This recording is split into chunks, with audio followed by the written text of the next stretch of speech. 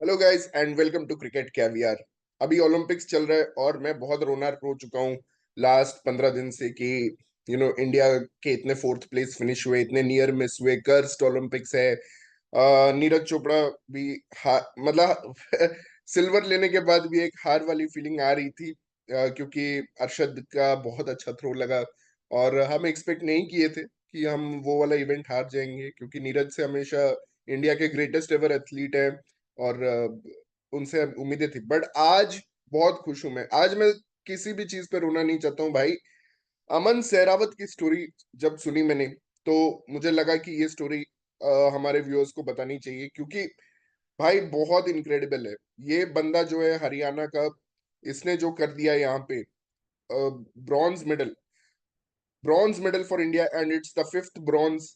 और ये बंदे ने 2 विन लिया है टेक्निकल सुपीरियोरिटी से। टेक्निकल सुपीरियोरिटी मतलब 10-0 से हराया अपने ओपोनेंट को। उसमें से एक ओपोनेंट जो था वो था अकाबरोव। अकाबरोव जो है वो लास्ट ईयर अमन सेरावत को हराए थे वर्ल्ड चैंपियनशिप में। और अमन सेरावत के लिए ये बहुत बड़ी बात थी, क्योंकि अमन सेरावत सिर्फ अपने अभी तक के शॉर्ट करियर में 21 साल का लौंडा है। 21 ईयर्स का है। सिर्फ 4 या 5 मैचेस हारा है ग्लोबल स्टेज पे। बहुत ही अच्छा रिकॉर्ड है। तो उसको वो हर्ट किया होगा कि वहां पे उसको ब्रॉन्ज मिला। उसने यहाँ पे अकाबरोव को हराया, जो कि एक्चुअली रशियन है लेकिन आर्मेनिया कंट्री को रिप्रेजेंट कर रहे थे, क्योंकि यहाँ पे अभी ऐसे बहुत सारे रशियन प्लेयर्स कर रहे हैं कि दूसरे दूसरे कंट्रीज के थ्रू वो आ रहे हैं, क्योंकि रशिया आपको पता ही है बैंड है। तो वहां पे मतलब यार उन्होंने जो खेल दिखाया और जिस तरह से डोमिनेट किया, हमेशा ऊपर रहे, अपने ओपोनेंट को टर्न किया। मुझे तो लगा ऑलमोस्ट पिन कर देते वो अकाबारोव को। उसके बाद मतलब 2 10-0 विंस के बाद अनफॉर्चुनेटली उनको मिल गए रुई हिगुची जापान के। और ये बंदा अगर रुई हिगुची नहीं होता, जो इतना लाइटनिंग फास्ट है और इतना तेज तरार है, तो शायद अमन गोल्ड भी ले जाता। बट रुई हिगुची ने मतलब बहुत ही शानदार खेल दिखाया है। वो पूरे ओलंपिक्स में छाए रहे। वो बहुत फास्ट है। He was very fast. उन्होंने अमन को हरा दिया 10-0। बट अमन ने कल फिर ब्रॉन्ज मेडल मैच में अपना डोमिनेंस दिखाया, और पुएर्तो रिको के जो रेसलर थे, जो एक्चुअली वॉकओवर से आ गए थे, रेपेचाज लड़ाई नहीं उन्होंने, क्योंकि ईरान के जो एथलीट थे वो एक्चुअली वेट कट क्लियर नहीं कर पाए थे। तो मैं बस बोलना चाहूंगा कि ये वेट कट का प्रॉब्लम है, काफी कॉमन है। अब आते हैं कि अमन ने कल क्या किया। अमन का वेट बहुत ज्यादा बढ़ गया था, 4.6 kg। ये होता है रेसलिंग के समय। आपका वेट बढ़ता है क्योंकि आप वाटर कंज्यूम करते हो, आप कार्ब्स भी कंज्यूम करते हो, क्योंकि आपको मैच के लिए कार्ब्स और प्रोटीन्स चाहिए होते हैं। तो अमन ने भाई कल मैच के बाद और कुश्ती लड़ी। 1 घंटा और वो मैट पे रहे, कुश्ती लड़े कोचेस के साथ और दूसरे रेसलर्स के साथ। तो उनका वहां पे थोड़ा वेट कम किया। फिर 1 घंटा ट्रेडमिल में भागे। 1 घंटा ट्रेडमिल में भागे, फिर हॉट शावर लिया 1 घंटे का। हॉट शावर लिया 1 घंटे का। उसके बाद वो गए सोना बाथ में 5-5 मिनट के 5 सेशंस। तो ये सब चीजें की अमन ने, और उनका वेट आज कम था, और 100 ग्राम्स कम था एक्चुअली वेट लिमिट से। तो अच्छी अच्छी चीज है कि वो वेन, एक्चुअली इंडियंस के लिए बहुत बड़ा चैलेंज हो गया था मेंटली कि वो क्लियर हो जाए बस। उसके बाद तो पता ही था कि ब्रॉन्ज ले आएगा अमन भाई। 21 साल का लौंडा है। 11 साल की उम्र में ये बंदा ड्रग्स लेने वाला था, because he lost both his parents. इनकी मम्मी जी को मेंटल कुछ इलनेस की वजह से she was struggling a lot and she committed suicide. And उसके उनके पापा भी फिर चले गए कुछ कुछ दिन बाद। तो इनके चाचा जी थे और इनके दादाजी थे जो इन्होंने इनका हौसला बढ़ाया, बोला कि इनको वहां से निकाला। वो जो डार्क स्पेस में ये चले गए थे, वहां से इनको खींच के निकाला और बोला रेसलिंग पे फोकस करने के लिए। और अकेले मेल रेसलर थे ये इंडिया की तरफ से। अकेले मेल मेल रेसलर थे। और ये कितना मतलब कि यंग है, आपको इस बात से पता चलता है कि आप इनसे पूछा गया कि आप फ्री टाइम में क्या करते हो, तो इन्होंने बोला मैं तारक मेहता का शो देखता हूँ।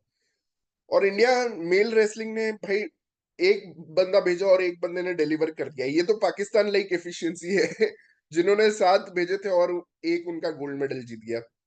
तो भाई बहुत अमेजिंग, मतलब Aman Sehrawat, hats off to you. शायद मैं इनके मैचेस देख रहा था, मैचेस के लिस्ट लिस्ट, तो 15-20 मैचेस इन्होंने खेले, ज्यादा मैचेस नहीं खेले, अभी यंग करियर है। उसमें से 4-5 मैच ही हारे हैं, और 2 उसमें से जापानी से हारे हैं, एक कोई इंडियन से हारे हैं, कोई इंटरनल हमारे नेशनल कंपटीशन में, और एक मैच वो अकाबारोव से हारे हैं वर्ल्ड चैंपियनशिप में। तो इनके ज्यादा लॉसेस नहीं है, और जितने भी विन्स है वो सब एक बड़े मार्जिन से ये लेते हैं। तो he is the master of technical superiority. Technical superiority wrestling में वो होता है जब आप 10 पॉइंट से, मतलब 10-0 जीत जाओ, या फिर आपका 10 पॉइंट का लीड हो गया है, तो आपको वो ऑटोमेटिक रेफरी विन दे देता है कि आप टेक्निकल सुपीरियर हो अपने ओपोनेंट से, आपका कोई मैच नहीं है। जैसे हमारे टीटी में स्कूल में होता था कि 7-0 अगर आप आगे हो, या बैडमिंटन में आप 11-0 अगर आगे हो, तो आप बहुत सुपीरियर हो। वैसे लक्ष्य सेन 7-0 आगे थे। बट मैं नीरज के बारे में कुछ बोलना चाहूंगा, नीरज चोपड़ा के बारे में, कि अमन को तो मैं बहुत बहुत कॉन्ग्रेचुलेशंस देता हूँ, लेकिन नीरज चोपड़ा के जो इंटरव्यूज आए हैं, और मोदी जी से उनकी जो बात हुई, या सब कुछ, भाई he is very sad. Neeraj is very sad कि he lost the silver, just like all of our Indian Indians are very sad that we couldn't win this event. But बात ये कि बंदा बहुत दिल दिल वाला बंदा है, मतलब ये दलेर बंदा है। और मतलब कि हमें रियलाइज करना चाहिए एज इंडियन फैंस की सिल्वर भी हमारे लिए बहुत बड़ी बात है। ये ओलंपिक्स जैसा चल रहा है, और हमें ये सिल्वर बहुत खुशी देना चाहिए, ये सिल्वर से, जो कि दे नहीं रही। अरशद नदीम एक कुदरत का निजाम है, उन्होंने आके मतलब जो थ्रो किया वो बहुत ही अच्छा, मतलब कि he just had it on the day, it was his day. And उनके पास रिदम था, उनका अपर बॉडी स्ट्रेंथ का टेक्निक काम कर गया इस कंडीशंस में। नीरज का स्पीड वाला टेक्निक काम नहीं कर पाया, बट नो वरीज। मुझे लगता है कि ये बहुत अच्छी चीज है कि he is become the 6th all time javelin thrower in the Olympic history, मतलब मेडल टैली के हिसाब से, क्योंकि he has added a silver to his gold in Tokyo. Tokyo games के गोल्ड मेडलिस्ट थे, और यहाँ पे सिल्वर मेडलिस्ट हैं, और अभी 26 ईयर्स के हैं, काफी करियर अहेड है। अरशद भी 27 ईयर्स के हैं। इन दोनों के बीच में बैटल चलता रहेगा अभी, it's not the end. But वही है, जेवलिन थ्रोअर्स का मैं सुन रहा था इंटरव्यू, तो काफी इंजरीज होती है, ये स्पोर्ट ऐसा है कि इसमें इंजरीज बहुत होती है। तो आपको वो इंजरी मैनेजमेंट इसमें, I think both Neeraj and Arshad injured थे। अनफॉर्चुनेटली नीरज की इंजरी अभी 2024 में हुई, अरशद की 2023 में हुई थी, so he had time. Anderson Peters भी अभी बोल रहे थे कि क्वालिफिकेशन के टाइम वो इंजर्ड हो गए थे। तो ये एक बहुत ही टफ स्पोर्ट है। It is good to see Pakistan India rivalry in Olympics, actually Olympics को बढ़ावा मिलता है इसकी वजह से। और बहुत अच्छा लगा, मतलब साउथ एशिया का जो हमने देखा कि पाकिस्तान का नेशनल एंथम बजा। And it's a good thing for Pakistan, because after 32 years अगर आप ओलंपिक मेडल जीत रहे हो, तो it unites the country in a way. तो नीरज के जो इंटरव्यूज आए हैं, जिसमें मतलब कि वो थोड़ा सैड है, और बोल रहे हैं इंजरी का ये था, इशू था, और बोल रहे थे कि वही 90 मीटर थ्रो का जो मार्क था, वो उनको अब लग रहा है कि उनको वो एक बैरियर है जो क्लियर करना पड़ेगा, क्योंकि कल जरूरत थी, कल जरूरत पड़ेगी। कॉमनवेल्थ गेम्स में नीरज इंजर्ड थे, वहां भी अगर वो होते तो उनको जरूरत पड़ती 90 प्लस थ्रो करने की, क्योंकि अरशद ने वहां भी 90.18 मीटर थ्रो कर दिया था। तो नीरज को वो बैरियर ब्रेक करना पड़ेगा। इसमें पहले नीरज बोल रहे थे कि पहले मैं सोचता था कि ये इतना इंपॉर्टेंट नहीं है, 90 मीटर 90 मीटर ये सिर्फ हवा है, कंपटीशन में आप क्या करो वो मैटर करते हैं। बट अब हर कंपटीशन में कोई ना कोई 90 मीटर थ्रो कर रहा है, एंडरसन पीटर्स ने भी डाला है 90 मीटर्स। तो अब आपको ये ब्रेक करना ही पड़ेगा, नहीं तो आप जैकब वैल्डेच की तरह, जो कि मतलब डायमंड लीग इवेंट्स जीतते रहते हैं लेकिन ओलंपिक्स में हमेशा फोर्थ आते हैं, उनके तरह मतलब आपका हो जाएगा, क्योंकि वो भी 90 मीटर थ्रो ब्रेक नहीं कर पाते, 90 मीटर बैरियर। तो ये सब चीजें हैं। नीरज का की मम्मी का इंटरव्यू बहुत अच्छा था, तो मोदी जी ने भी उस पर कमेंट किया कि शायद आपकी मम्मी भी कोई स्पोर्ट्स फैमिली से। तो नीरज बोलते हैं नहीं, ऐसा तो वो कोई स्पोर्ट्स नहीं खेलती थी, बट हरियाणा में खेल का माहौल है, तो वो बचपन में कुछ ना कुछ खेली होंगी। तो मोदी जी वो बोले कि नहीं नहीं, मैं वो मीन नहीं कर रहा था, मैं मीन कर रहा था कि शायद उनका जो रिस्पॉन्स था कि अरशद भी मेरा बेटा है, तो वो बहुत स्पोर्ट्समैन स्पिरिट मतलब दिखाता है। ये तो ये चीज अच्छा लगा कि actually Modi who is known as मतलब कि बाइगट और वो सब बाइगॉटेड, तो उन्होंने ये चीजें एक्चुअली मेंशन किया, मुझे बहुत अच्छा लगा। एंड मतलब नीरज का भी रेस्पॉन्स काफी अच्छा था। ठीक है, आई थिंक थोड़ा बहुत टीआरपी सारे कंट्रीज लेते हैं। अब आप ये सारे कॉल्स को वीडियोग्राफ कर रहे हो, तो obviously this is for TRP, but आप वहां देखो अगर पाकिस्तान में, तो वहां भी all the recordings were going on Shahbaz Sharif watching on TV. फिर बिलावल भुट्टो अब बोल रहे हैं कि हम फीफा वर्ल्ड कप पाकिस्तान जीत सकती है। अच्छा है, ऑप्टिमिज्म एटलीस्ट जनरेट हुआ। और मतलब आप जो भी स्टेटमेंट्स दो, but at least it has generated some optimism. तो अभी तक तो पाकिस्तान में फीफा वर्ल्ड कप के फुटबॉल के बॉल्स बनते थे, and now they are dreaming to win the FIFA World Cup. तो ये एक बड़ी बात है। और देखते हैं क्या होता है, मतलब कि काफी मजा आ रहा है। इंडियंस के लिए बहुत ही बैड एक्सपीरियंस। लेकिन मैं आपको जस्ट एक अपडेट देना चाहता हूँ कि विनेश फोगाट वाला केस भी इंडिया के बेस्ट लॉयर्स गए हैं court of arbitration of sports में लड़ने के लिए। लॉसैन में है ये court of arbitration of sports, और ये एक कोर्ट की तरह काम करता है सारे स्पोर्टिंग डिस्प्यूट्स। जैसे रशियन ओलंपिक कमिटी और इंटरनेशनल ओलंपिक कमिटी का भी जो डिस्प्यूट हुआ था, उसने भी यही कोर्ट था जो देख रहा था। तो सारे स्पोर्टिंग डिस्प्यूट्स जो थे वो ये कोर्ट, आप अगर आप इनके वेबसाइट पे जाओ तो आपको सारे पीडीएफ मिलेंगे कि इसने इसको चैलेंज किया, उसने इसको। कभी कभी एथलीट अपने ही एसोसिएशन को चैलेंज कर देते हैं, तो वहां पे कभी कभी एथलीट अपने एसोसिएशन को बोलते हैं कि हमें क्यों नहीं ओलंपिक्स भेजा। तो ये सारे मतलब कि जो केसेस हैं वो आपके वहां पे पड़े हुए हैं। तो आप पीडीएफ खोल के देख सकते हो, मतलब इंटरेस्टिंग है। But I think by fair rules मुझे लगता है कि जो रूल्स थे यूडब्ल्यूडब्ल्यू के, उसके हिसाब से विनेश इज डिस्क्वालीफाई। और इसमें यही पॉइंट है कि अगर आप डिस्क्वालीफाई हो गए हो तो आपको सिल्वर क्यों नहीं मिल सकता, क्योंकि आपके लास्ट डे के रिजल्ट्स तो काउंट होने चाहिए। जो Vinesh with in permissible limits थी और उसने हराया, तो उसको सिल्वर तो मिलना चाहिए। ठीक है, आप उस दिन के लिए डिस्क्वालीफाई हो, लेकिन रूल्स में ही ये था। ये पहला ओलंपिक्स था जहां पे दो वेइन हुए। पहले क्या होता था, एक ही वेइन होता था। तो ये पहला ओलंपिक्स हुआ जहां पे दो वेइन हुए। तो ये पहली बार हुआ, और रूल्स में यही था कि जो भी डिस्क्वालीफाई होगा वो मेडल वेडल नहीं जीतेगा, वो लास्ट आएगा सीधा। तो अब रूल्स तो सबको ही पता थे, मतलब कि सबको क्लियर थे। तो इसमें I don't think, I think this is more of an open and shut case. But India के लॉयर्स को बहुत क्रेडिट मिलेगा अगर यहाँ पे वो एक कुछ कर पाए। मतलब आई डोंट नो क्या होगा। बट ये हियरिंग अभी कंप्लीट हो गई है। लास्ट अपडेट है कि हियरिंग आज कंप्लीट हो गई है आज। दलीलें मतलब पूरी दी गई लॉयर्स की, and there will be a verdict soon. I think it will be before the closing ceremony of the Olympics. Medal ceremony है और सब कुछ तो हो चुका है। तो even if Vinesh wins this will be big, obviously हम उनको कॉन्ग्रेचुलेट करेंगे। लेकिन पॉइंट है कि वो वाली फीलिंग नहीं आएगी जो मतलब कि इमीडिएटली मेडल जीतने के बाद जो फीलिंग आती ना, वो एक फीलिंग नहीं आएगी। Still we are waiting for the ruling of court of arbitration of sports. और लॉसैन स्विट्जरलैंड में है ये जगह, सो पेरिस से ज्यादा दूर नहीं है।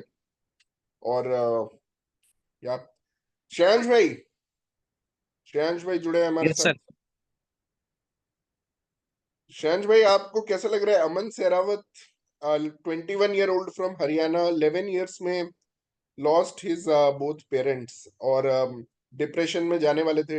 उनके चाचा और दादाजी ने उनका हौसला बढ़ाया, और आज वो ब्रॉन्ज मेडलिस्ट है। आपको कैसा लग रहा है? वर्ल्ड चैंपियन को उन्होंने हराया जो 2023 में उन्हें हराए थे, और सबको टेक्निकल सुपीरियोरिटी से हराया भाई। बंदा मतलब अलग ही लेवल, अकेला मेल रेसलर था। पाकिस्तान लाइक एफिशिएंसी है, एक गया एक जीत गया मेडल। आप क्या बोलना चाहोगे इस चीज पे? नहीं मतलब वेरी हैप्पी फॉर हिम। और मतलब आप देखो इंडियन कल्चर के ऊपर भी ये बहुत अच्छी चीज है कि जो जॉइंट फैमिली कल्चर है, जिसकी वजह से after he lost both his parents, कैसे उसके चाचा और दादा ने उसको हम्म। पढ़ाया पढ़ाया ट्रेन किया और आज इस मुकाम पर पहुंचा इतने हार्डशिप्स के बाद कि इंडिया तो ओलंपिक में मतलब मेडल, जो कि हमारे लिए एक बहुत ही मतलब कहते हैं ना जैसे एक्सटिंक्ट स्पीशीज है, तो हमारे लिए एक एक मेडल की वैल्यू बहुत ज्यादा है, बहुत ही हाँ ज्यादा है। मतलब मैं तो गोल्ड सिल्वर ब्रॉन्ज भी नहीं करता हूँ, जितने मेडल आए वो ज्यादा इंपॉर्टेंट हाँ है, क्योंकि मेडल ही हमारे लिए बहुत कम होते हैं। तो forget gold, forget silver, number of medals is more important to us. और एग्जैक्टली। जिस हिसाब से उसका सेमीफाइनल बाउट थी, जिसमें वो मतलब 2.5 मिनट में हार गया था, काफी हम्म मतलब हम लोग भी शौक में थे कि यार मतलब इतनी इजी कैसे हार सकता है। हम्म और उसके बाद कल इतना बढ़िया तरीके से हराना 13-5 से हम्म पोर्टो रिको के प्लेयर को, और जिसमें तो उसके नाक पे खून भी आ गया था, उसके हम्म। पोर्टो रिको के प्लेयर के नाखून से वो तो लग रहा इनिशियल। था गिव अप कर देगा प्यूर्टो रिको वाला, उसको मन नहीं था रेसलिंग का। बीच में स्प्रे भी तो मंगवाया फिर वो। हाँ, आ, तो बहुत ही मतलब बढ़िया। और पता है ये दिखाता है उसकी विल पावर, क्योंकि 11 साल से क्या वो गो थ्रू हुआ होगा अपनी लाइफ में, है हम्म ना, हम्म। कि नहीं, आपने मतलब बहुत सही कल बोला जो वो एक्चुअली। जीता है इंडिया और को इंडिया ना, के लिए मतलब बहुत। इंडिया को मेडल्स काउंट करना चाहिए, हमें ये नहीं देखना चाहिए कि गोल्ड। यहाँ पे हम अभी ग्रोइंग कंट्री हैं, और हमारे लिए इवन फोर्थ प्लेस फिनिश, हम क्रिटिसाइज कर रहे हैं, बट फोर्थ प्लेस फिनिश जो 6 हुए हैं, वो भी बहुत बड़ी अचीवमेंट है, क्योंकि पहले तो इतने ज्यादा फोर्थ प्लेस फिनिश नहीं होते थे। हर ओलंपिक में एग्जैक्टली मे बी एक या दो, एक फोर्थ प्लेस फिनिश होता था, कभी कभी वो भी नहीं होता था। ठीक है, तो मतलब हम ये। लोग यार, हम लोग मेडल की रैंकिंग में ही नहीं रहते थे भाई। 96 में देखो हाँ एक मेडल, 2000 में एक मेडल, 2004 में एक हाँ। मेडल, 2008 में एक मेडल। तो हम्म मतलब हम्म वहां से हम आज तक यहाँ तक आए हैं, और ये अब बढ़ने ही वाला है, मतलब ये ट्रेंड हम्म। बढ़ेगा ही बढ़ेगा। मतलब आप बिल्कुल देखो बिल्कुल। अगले साल, अब मतलब 2028 मतलब 2036 तक आते आते हम 4-5 गोल्ड मेडल पे आ जाएंगे, जब इंडिया में ओलंपिक्स होंगे अहमदाबाद हाँ, में। और इतना जो हम nightmare of Olympics, girls Olympic सब कुछ बोल रहे हैं हम, लेकिन फिर भी हमारे पास 6 मेडल हैं, और नहीं मैंने पांच नहीं बोला ब्रॉन्ज कभी हैं, भी। एक सिल्वर है, अब मैंने बहुत। नहीं बोला, मेरे लिए मतलब 6 हैं, और मुझे I am very very confident कि विनेश फोगाट को भी सिल्वर मिल जाएगा, क्योंकि हम्म लॉजिकल सेंस, जैसे कल सचिन तेंदुलकर ने भी लिखा ट्वीट पे हम्म। कि लॉजिकली शी शुड गेट, क्योंकि जब वो फाइनल में पहुंची थी तब उसका वेट सही था, हाँ। सेमीफाइनल जब वो जीती। तो राइट। आप डिस्क्वालीफाई फाइनल से कर सकते हो, क्योंकि हम्म। 49.9 पे ही वो लड़ी थी, तब आपने खुद ने ही उसको बाउट करने दिया था, क्योंकि right she was perfectly in line with the rules. Right. और बाकी रेसलर्स ने भी कहा है कि सब अपने से लो कैटेगरी में ही लड़ते हैं, और सब लोग वेट रिड्यूस करते हैं। तो ये नहीं है कि भाई इसने नहीं कर पाई, और मतलब ये हम्म। कुछ गलत करा इसने। मतलब I have read many post, many वही आर्टिकल, जहाँ पे लोगों ने लिखा है कि सभी लोग यही करते हैं। हम्म। और इवन अमन रिड्यूस्ड 4.6 kg लास्ट टाइम, तो ऐसा नॉर्मल है करना, मतलब। हाँ, और तो ये बेसिकली मुझे लग रहा है कि रोलिंग जो है वो हमारे फेवर में आ जाएगी, और हम 7 मेडल्स जो हमारा लास्ट ईयर की टैली था, लास्ट हम्म ओलंपिक्स का, उसको हम लोग मैच कर पाएंगे। This is what I I I feel basically.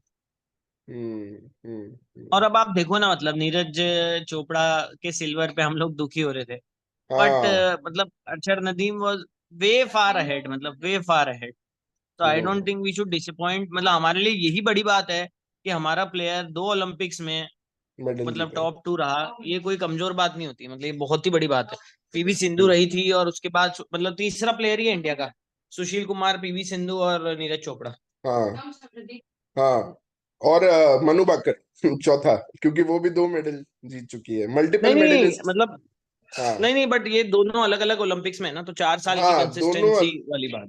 Right right right. हाँ तो 3 ही लोग हैं ये तो। हाँ। तो करेक्ट। ये था। क्योंकि क्या और होता है कि 4 साल की कंसिस्टेंसी बहुत इंपॉर्टेंट होती है, बहुत ज्यादा इंपॉर्टेंट। मतलब वो बहुत मुश्किल होता है, मतलब कि यार आप मतलब आप लगातार 2 ओलंपिक्स में मेडल जीतो, जब नया कंपटीशन आ रहा है, यंग खून आ रहा है, तो हम्म। अनप्रेसिडेंटेड ही है हमारे इंडिया में। सही बोल रहे हो आप। और इसीलिए वही, मुझे मैं जो तो सबसे ज्यादा मैं भी थोड़ा डिसअपॉइंटेड है ज्यादा ना, वो ऑब्सेस हो लक्ष्य गया सेन है। था मेडल पोजीशन से, मैं देख रहा था 69 पे इंडिया, अब 63 पे गई सिल्वर के बाद।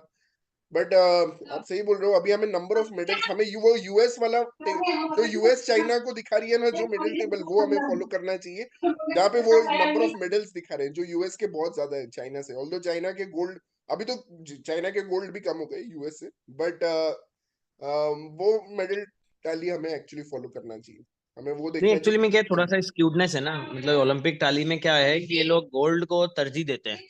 तो हाँ 1 gold is bigger than 7 bronze, और हाँ। 1 gold is bigger than 7 silvers.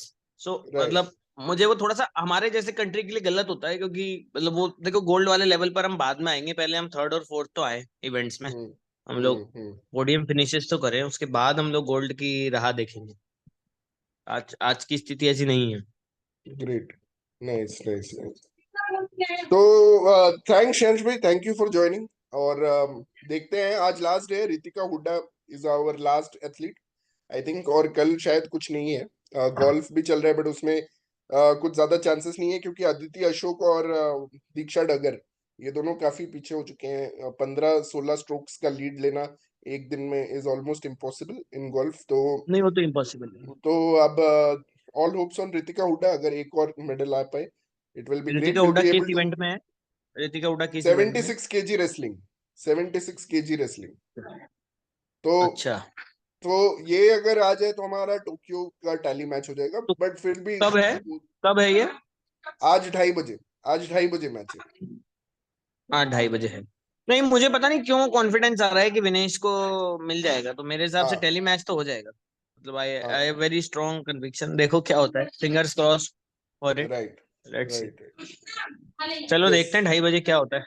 Yes, thank you for joining Shreyansh में। And viewers please subscribe our channel Cricket Caviar. Thank you for sharing link so that I thank could you, join. Thank you. Okay bye.